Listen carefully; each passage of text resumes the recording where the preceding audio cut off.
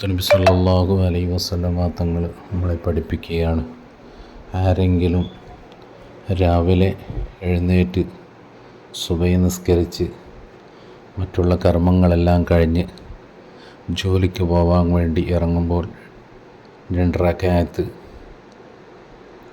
ളുഹാ നിസ്കരിച്ച് അള്ളാഹുവിനോട് മനമൊരുക്കി പ്രാർത്ഥിച്ച് നമ്മൾ അവരവരുടെ അന്നം തേടി ജോലിക്ക് പോയാൽ തീർച്ചയായും അള്ളാഹു സുബ്ഹാനഹു തആല അവൻ്റെ എല്ലാ സർവ ഉദ്ദേശങ്ങളും പൂർത്തീകരിച്ച് കൊടുക്കുന്നതാണെന്നും അവൻ പോയി മടങ്ങി വരുന്നത് വരെ അവനിക്ക് ഒരു ബുദ്ധിമുട്ടും ഏൽക്കാതെ അള്ളാഹുവിൻ്റെ മലക്കുകൾ അവരെ സംരക്ഷിക്കുന്നതാണെന്നും മുത്തുനബി സല്ലല്ലാഹു അലൈഹി വസല്ലമ തങ്ങൾ നമ്മളെ പഠിപ്പിക്കുകയാണ്.